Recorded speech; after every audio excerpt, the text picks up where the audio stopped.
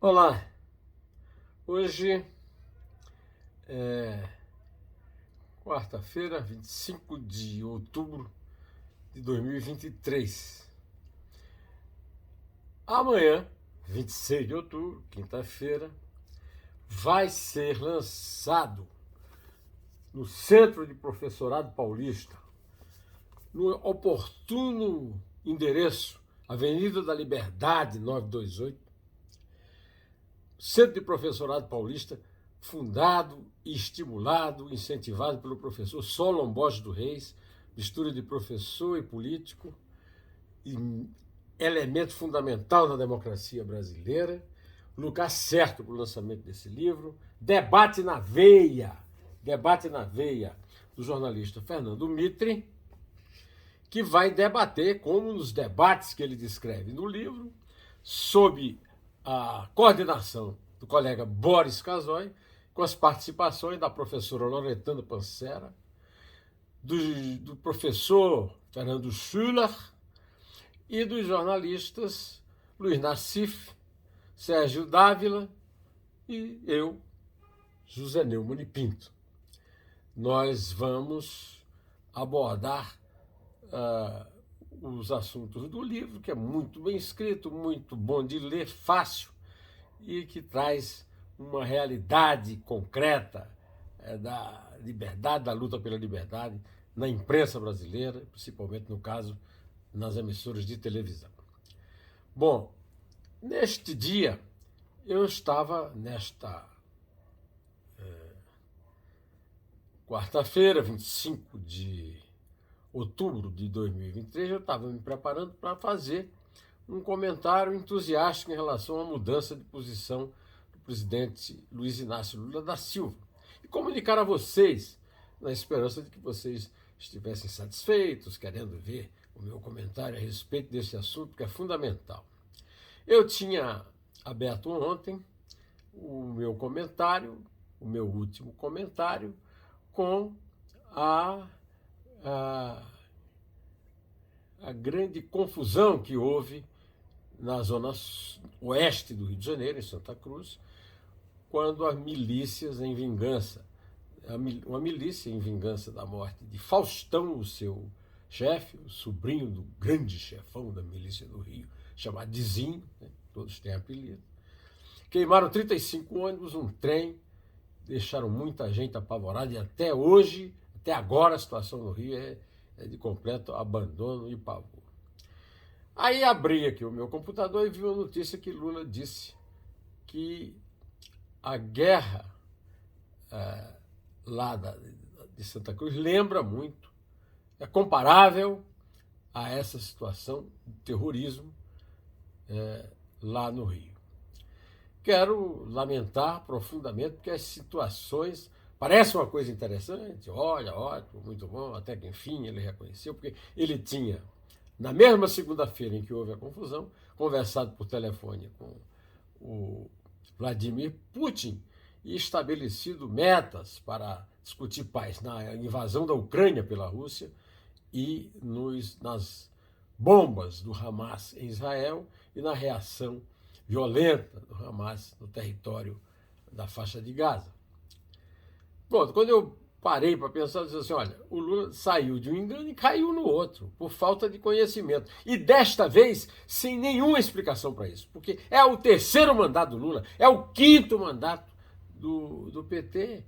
E o Brasil está sob essa guerra durante todo esse tempo. Primeiro, guerra entre traficantes de droga, lá no Rio. Depois, a guerra com a entrada das milícias contra os traficantes. E agora, a guerra dos milicianos aliados a alguns traficantes lutando contra traficantes aliados de outros milicianos. E o Lula chega e diz assim, isso daí não é um problema do Eduardo Cunha, o prefeito do Rio, Eduardo. Não é um problema do Cláudio Castro, o absurdo governador do Rio. É um problema do Brasil. É um problema do Brasil. E aí, vai fazer o quê, Lula? Vai fazer o quê? Vai ficar constatando isso?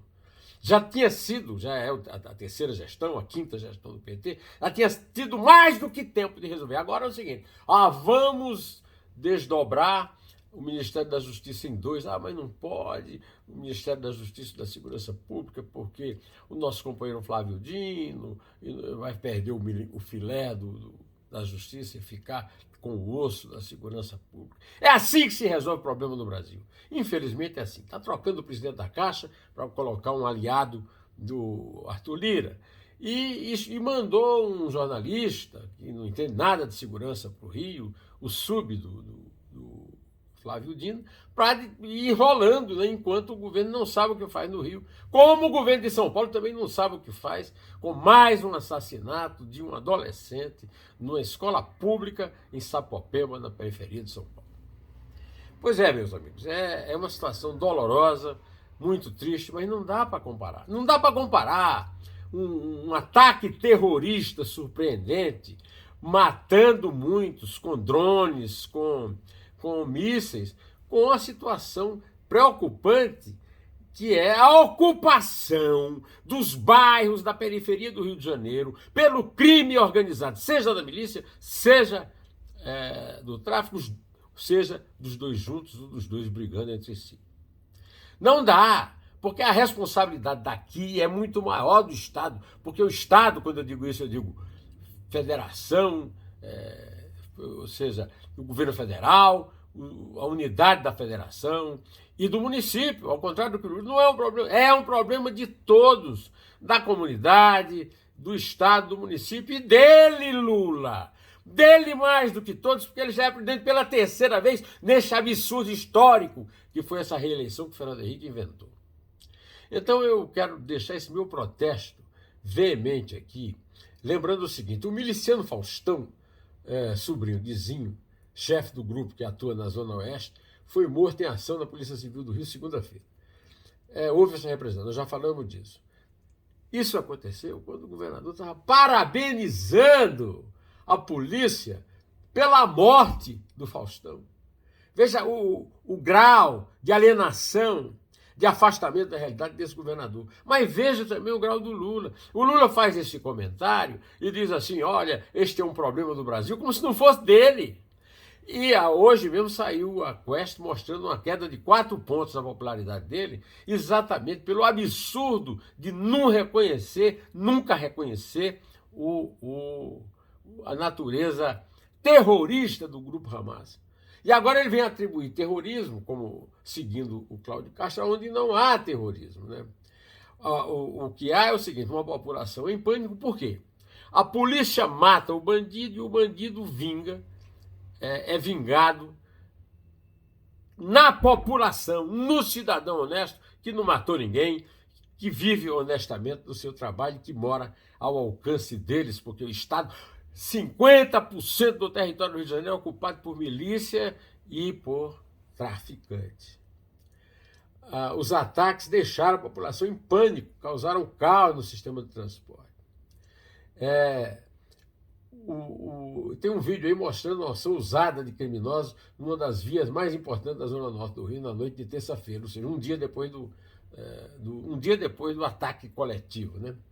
Pelo menos 3 homens participaram de um arrastão, levaram a picape preta e deixaram o motorista a pé na rua 24 de maio, na altura do Rocha. Eu quero deixar mais uma vez hoje impregnado aqui para você. Vou agradecer a você que continua me acompanhando. Eu espero que você também assista pela Band News amanhã, ou seja, você está vendo na própria quinta-feira, hoje, né, quinta-feira, às 7h30, o debate conduzido pelo Boris Casoy, do qual eu participo, com o Fernando Mitre, meu velho amigo e o grande especialista em debate de televisão no Brasil. E quero, então, eu só queria deixar esse registro, que eu estou estomagado com essa completa alienação que o Lula demonstra sem ter nenhum motivo para isso. E ele não foi lá, o ministro não foi lá, mandaram lá um estafeta, que não tem condições de resolver nada, não entende nada de segurança, nunca participou de nada que tivesse a ver com segurança. Enquanto que o Brasil está cheio aí de especialistas em segurança que podia ser ouvido, mas o PT só consegue raciocinar dentro dos quadros dele. A verdade é que a democracia do PT, de estender o governo para aqueles que não votaram no Lula, era uma farsa, uma mentira. Você está vendo exatamente tudo o contrário. Mas eu vou ficando por aqui, que eu sei que é um assunto desagradável e quero deixar os outros assuntos que sobraram aí da semana para discutir amanhã ou depois, porque hoje o que realmente me incomodou foi essa confusão que o Lula conversa com Putin sobre Israel e Hamas. O que é que tem a ver? Conversa com Putin sobre a Ucrânia. O que é que o Brasil tem a ver com a Ucrânia? A Ucrânia é um país eslavo como a Rússia, que a Rússia invadiu de forma absurda. Uma guerra absurda, porque é uma guerra de um lado só, e o Lula toma a posição da Rússia e telefona para o Putin para discutir o que fazer com a paz na Rússia e no Oriente Médio. Pelo amor de Deus, volta para casa, fica no Brasil, Lula. Vai discutir e ajudar a resolver com a experiência enorme e o talento que você tem, o drama das grandes cidades brasileiras, principalmente São Paulo e Rio de Janeiro, dominadas pelo crime organizado, lutando contra o crime desorganizado. Vou ficando por aqui, direto ao assunto. Até!